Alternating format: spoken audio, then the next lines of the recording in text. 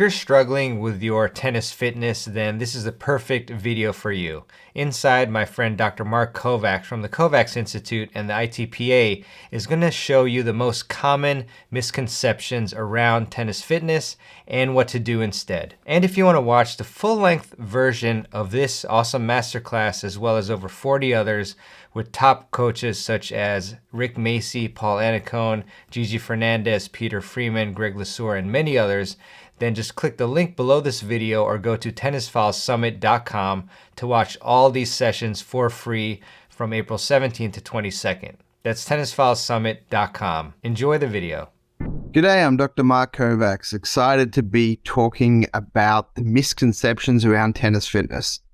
So with a lot of the athletes that I work with, most of them are at the elite level, professional, high-level college, some of the top juniors in the world, across a few different sports. But when it comes to tennis fitness specifically, there's a lot of misconceptions out there about how to train, what to focus on. And today I'm focusing specifically on the adult tennis player, the competitive adult tennis player that plays a few times a week or more, likes to compete, likes to develop their game. They're working on their strokes, they're working on their movement, they're working on their overall tennis-specific fitness. And they may have heard a lot of things, and I want to sort of discuss some of the things that people talk about and try to bring you some information that could help you in deciding how best to train for tennis fitness. So one of the first things is, does everyone know why Usain Bolt is the fastest person on the planet? There's two big reasons. One is his ability to generate force into the ground over less steps than everyone else that he plays against or that he competes against. So the goal is to put as much force into the ground in as fewer steps as possible. So he takes 2 to 3 steps less in a 100-meter race than his competition. So he's able to cover more ground because of his great force production, great technique, long limbs, all those things. So how does this relate to the tennis court? So from a tennis perspective, what we're relating it to is how we see our best players in the world move. So let's take a look here. We've got Novak Djokovic playing on clay here. So take into account the slide a little bit, but on hard court, we would ideally want our athletes to move with a similar fluidity. You watch some of the best movers of all time. They look so easy when they're out there. They move so effortlessly. And typically when we say they move so effortlessly, that means that they take less steps than everyone else. They're able to get to their outcome goal faster with less steps, which requires less total energy. So one of the big misconceptions in the tennis world, and this has been propagated for too many decades, is that we want to take a lot of small steps. That's not ideally what we want to do. We want to take as few steps as possible to optimize our movement from point A to point B. Sometimes, obviously, on the tennis court, we need adjusting steps. That's that last step or two before contact. If we're trying to steady our feet, if there's wind, if the ball bounces funny, there's always an option to take an adjusting step or two, but it shouldn't be our priority focus. Our priority focus should be, how do we get and cover more ground quickly using larger steps? So that's something for you all to go practice, is to figure out how can you take bigger steps under control to cover the court better. The big problem is for many people is the reason they can't or don't want to take bigger steps is because they're limited in their range of motion, specifically in their hip flexors, in their adductors, the inner thigh muscles, possibly their hamstrings as well. So all these things potentially don't allow you to move the way you want to do from a mobility standpoint. The second is a strength and power perspective. To be able to move like this, you have to have great power production through the legs into the ground to be able to use the ground to then propel you in the direction you want to go. A lot of the time we talk about movement from a technical standpoint, and we're talking about the angles in should match the angles out.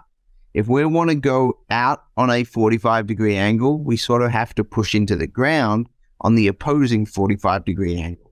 So that's one of the best ways that you can work on your tennis movement, is to try to optimize your angles in and out of where you're trying to move from and where you're trying to move to. So those are a couple big things to focus on. But you can't assume that you're going to move like that if you don't have the strength and power of a player like that with the range of motion as well. But that doesn't mean that you can't work within your physical abilities currently to try to work through how do we increase just slightly our step count, how can we take longer steps, how can we use the ground better. So when we talk about periodization and planning, there's a lot of misconceptions about this. How should we set our training program up?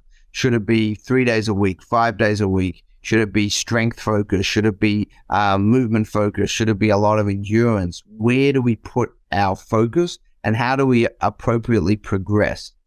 So block periodization is a traditional model where it has come from many other sports, swimming, track and field, weightlifting. These were traditional Olympic sports that were a big focus of sports federations in the 60s, 70s, and 80s. And this is where a lot of this block model came from. This was because they only had 2 to 3 major competitions a year, and their big focus was World Championships and Olympic Games. So you had all this training time where you could block, periodize the training, meaning you could do 6 weeks of strength, followed by 6 weeks of power, followed by 6 weeks of endurance, and you could block these areas of focus.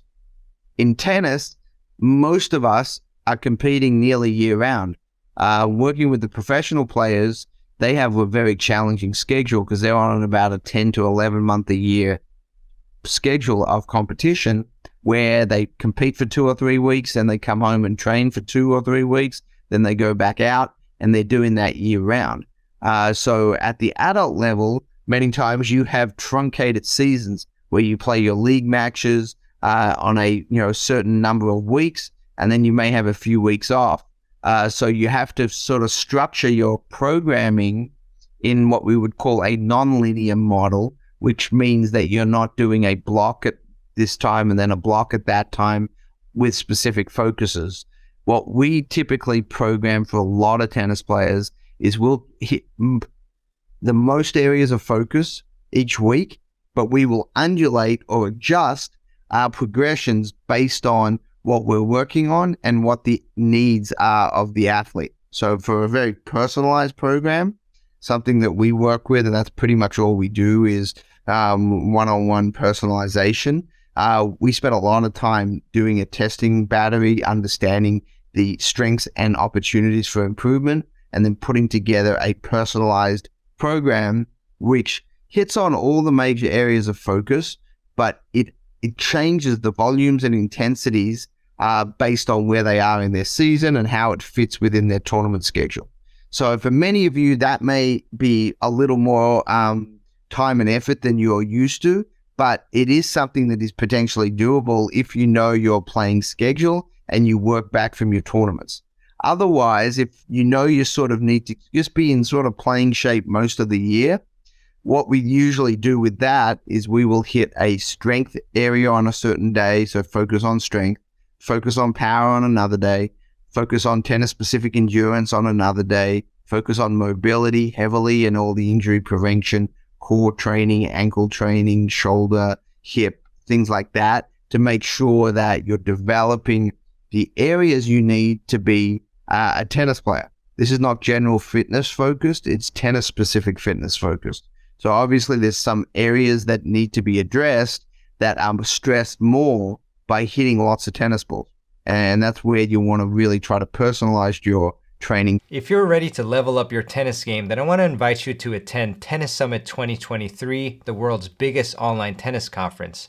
Tennis Summit 2023 features over 40 world-class coaches such as Paul Annacone, Rick Macy, Gigi Fernandez, Peter Freeman, Ian Westerman, and many, many others that will teach you the latest strategies, techniques, fitness advice, and mental game strategies to help you level up your tennis game.